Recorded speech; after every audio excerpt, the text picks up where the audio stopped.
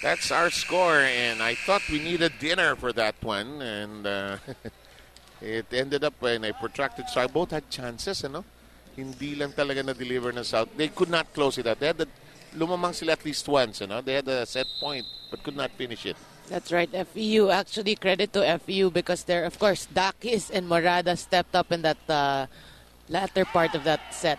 And Dakis, as if the other set did not end up yet, and Pasino ends up stretching for it. That's the libero, Mary Lulene Pasino. Well, Dakis, Dakis, she's really fun to watch because you're saying earlier in the pregame that she has an approach that, people may question, but if it's effective, you end up watching the approach more than anything else. Actually, you're right. Eulalia digs it up deep. Aguilar wants this. Dinks it over. Good track down by Morada into the back row. Pasino. Here's the set. Oh, read well by the blockers of FEU. Alam mo, nanonotice ko sa Visayan teams, and this is no rap against them. They don't do too many combination plays, They don't try to make the game very complicated. Very basic volleyball. Almost very open. Tres. Make quick, but not that often. Oh, nice dink over. Well done. That's right. Smart play there. That was by number 11. Garces. That's the setter. That's Garces. And Garces has been a contributor. She was taken out at a certain stretch, but back in. Here's Bakiro. Danali Bakiro. Magsumbol. Thwarted by the net. That's right. Medyo nanggigil siya that play, and she just buries that into the net. Is there a direct English translation of gigil? Parang wala, no? Oo nga. Parang only volleyball players can come to terms with that. Gigil. Wow, well done. Kids can. Okay. In the meantime, Aguilar was in a very awkward dig position. Ended up unable to send the ball into the air. FEU ahead by a point, 3-2. How about over anxious? Pwede rin, Parang haba, overzealous. Parang napaka-intellectual, Giggle captures the whole spirit. Exactly. Well, top scorers here for both squads. For SWU, it's Bakiro and Hendrauli. And for FEU, it's Morada and Dakis. Look at this shot by Aliguay. And she deserves the trip to Shakey's if there ever was one later on. Why not? Because that's the place where Fun Family Pizza gotta be Shakey's. That's right. That was a good hit. She hit it right in between the blockers. Magsumbol pining for that one. Finally connects after a third try. Well, try until you succeed. Kasi nung lumipat siya sa center spot, medyo nakabuelo siya. When she was in the left wing, hindi siya makakonect. And in the meantime, let's go to somewhere in Mandaluyong with Rachel Dakis. Pido off the antenna, but that will be credited to, yes, Southwestern. We're tied at 4. That's right. They hit the blockers first before hitting the antenna. Oh, good serve by Hendrauli. Ooh. Well, that's a good hit, by Varga. She just top spin, made top spin. It just fell in the center of this Southwestern defense, and a point for FU. You played this game, and Man also, and everybody who works the coverage. I just saw on Bakira the ultimate frustration of a volleyball player. You're there, and you can't hit it. Diba? Nasa harap mo, then, pang, either ang ganda ng spike, wala ka nasa position ka, pero hindi mo na itaas ang bola. Kaasar. Of course, exactly, kaasar. And sometimes, di ba, minsan you're always caught flat-footed.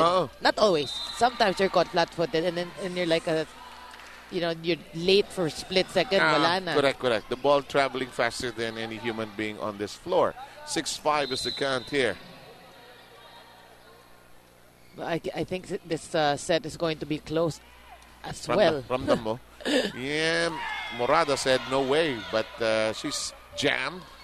Here's the load up. Vargas They go to Pido too close to the net. A bit of trouble, but FEU ends up coordinated in that last play. Well, that's been happening to FEU. A lot of people trying to keep the ball alive with one hand. Yung mga last minute correct. Kuha. But na hindi matiis. Exactly. Tapos nagkakagulo yung na hindi naman kanya. The attempted Morada drive is what went wrong there. Parang the ball too ahead. Masyadong ahead kay Morada. Actually, it's timing. It's a timing. Okay. We'll be back after this technical timeout.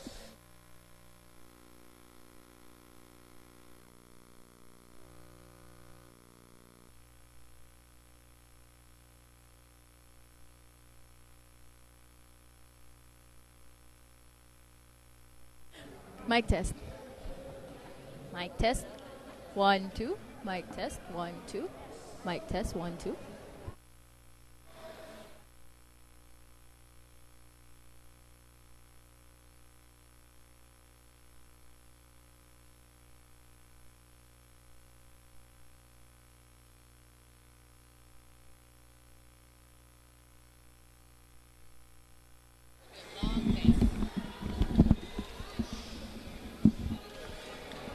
And that's the NBN schedule.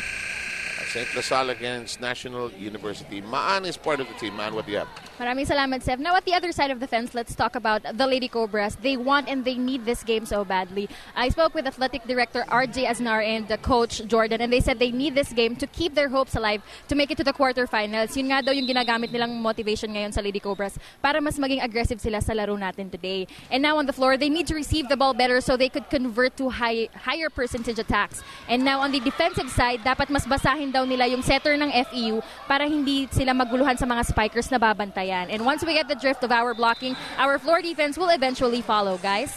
Maan Panganiban, thank you very much. That's a very excellent report. Why? Because we don't usually hear in the report na bantayan yung ginagawa ng setter. That's a good piece of coaching from Jordan, let me get his name right, Paca. Kasi kuminsan, pag binabantayan mo yung spiker, binabantayan mo, hindi yung setter eh. That's right. As blockers, you also have to read the setters. Anong ginagawa nito? Pido, okay. Alam mo, hindi masamang team itong Southwestern, ha?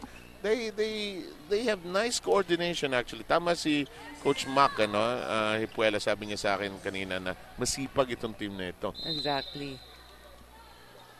Actually, these provincial teams, they're both masipag. Well, Rachel Andakis, even she can make a boner every now and then, and that was mishandled. In the meantime, our new volleyball is the Mikasa NBA 300, and it's our official game ball gear in the V-League in our 8th season. And there have been more great rallies, thrills, and excitement with our new NBA 300. Aguilar, wow, cleanly rejected. That's right, but Pido slow to react. Coverage wasn't there. Gettable yung ball eh.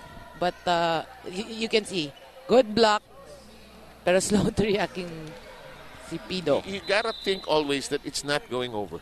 Exactly. You gotta think always it's not going over. In the meantime, way back there is the serve. Aguilar is there. Oh, short. She was deep under the ball. In fact, ahead of the ball, she had nowhere to go. That's right. Parang she wanted to spike it, but she ended up pushing it to the net. And it was too late to make any adjustment na yung, di ba, ididink mong ganon. Hindi eh. Wala na siya. Again, gravity denying you access eh. In the meantime, Vargas sends it to the net. It's a close one, 8-11. You're right. It's been a close one. In the meantime, we have number 7, Elizabeth Mnase, coming in for the first time into the game. Coach Jordan is really shuffling his lineup, huh? That's really right. Looking for a combination that'll probably give them the win here in the second set. Well, Rapril Aguilar with a couple of errors there. So, Coach, I guess, trying to get her to think things over. Imanse was ice cold. But she was not yet ready to go to that spike, but it was too tempting, I guess. No, you're right. No, she's cold, and the worst set that you can get as a player is that set that's like way in the back row. Because you can't see. I mean, Ooh, Rachel may have twisted a bit of an ankle there, but she's okay. Here's a combination, magsumbol, and Eulalia discuss the deeper meaning of life at the net. yung moment, di ba, yung pag naglaro, hindi ko tinamaan eh. Wala eh. Ganun talaga, tara. I can't. Wala eh, okay lang. Lakas pumalo, no? Here we go. It's 12-9. Nice combination. Mintis lang sa angulo. That's right, and you're saying she must have twisted something, but she looks okay. Alam mo, hindi paborito ni Rachel yan down the line. Hindi yan ang usual niyang menu. In the meantime, let's stay with the SWU. They're in front, but their biggest lead so far, a 4-pointer. That's over the net. Free ball. Emnase, now she's warming up a little. Oh, good save. Ay, labas. Ang push niya palabas eh. Exactly. What was she looking for? An angle? No, some people, some players, this for me, some players, if they're not as aggressive as, let's say, Dakista, when you see the ball, kung regalo yan, I'm gonna push it down, I'm gonna either parang tip it dunk, down. But there are others that just block it, and, you know, in that play, medyo, she wasn't able to control it. Doc is trying to go to the back row. Here's a rush towards the end. Giselle C with the setup. Magsumbol with the push over. Emnase tracks it down. Here we go. Good rally. Yes, one of the longest. Dakis is rejected. No, FEU can't get it over. Well, again, coverage wasn't there for FEU. Eulalia receiving it, and but it was too near the net. Yes. And don't forget, for Fun Family Pizza, gotta be Shakey's as we work with the serve now of Emnase. Elizabeth Emnase came in just a few points ago. Here's Morada. Ooh, cleanly foiled by that roof there. Well, again, there's a miscue there by FEU. No coverage. See Magsumbol and Morada looking at each other. That's a no-no. Ito yung sinabi ni Coach Jordan, sakripisyo sa block. Gotta work on it. Bakiro has it to the other side. Oh, check ball. Malinaw yun. That's right. And Rowley doing wonders for Southwestern. And they're the first to hit the second technical timeout mark. They're ahead 16-10.